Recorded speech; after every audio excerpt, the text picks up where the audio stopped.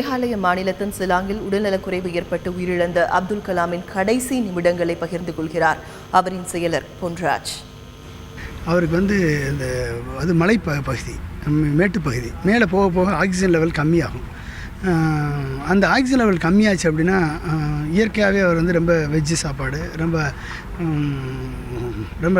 லைட்டாக மெயின்டைன் பண்ணிட்டு வர்றாரு. ஸோ அதனால் எந்த நடந்துச்சுன்னு எங்களுக்கு தெரியல. ஏன்னா நல்லா ஹெல்த்தியாக இருந்தார், வாக்கிங் போவார், மார்னிங் ஈவினிங் வாக்கிங் போவார், ஹெல்த்தியாக இருந்தார், எல்லாம் ஹெல்த்தியாக இருந்தது. அந்த நேரத்தில் ப்ராப்பரான ஆக்சிஜன் ஒரு படியை ஏறி கிளாஸுக்குள்ளே போகணும். இப்போ படி ஏறி போகும்பொழுதே அவருக்கு ஒரு மூச்சுத்திணறல் ஏற்பட்டிருக்கு. அது அதையும் மீறி சமாளித்து நான் மாணவர்களை சந்தித்தாக வேண்டும் என்ற எண்ணத்தோடு நம்ம உதவியாளர்கள் தடுத்தும் அவர் ஏறி போயிருக்காங்க.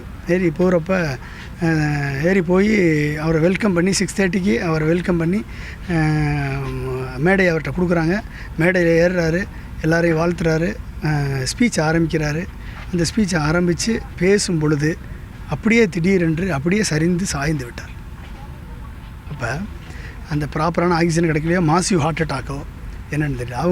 அவங்க உடனடியாக 3 மினிட்ஸில் ப்ரைவேட் ஹாஸ்பிட்டல் இருக்குது, அதை ரீச் பண்ணி அதை அப்ரோச் பண்ணி பண்ணுறதுக்குள்ளே, அவங்க ஃபஸ்ட் எய்டு கொடுத்து ரீச் பண்ணி பண்ணுறதுக்குள்ளே they could not recover him.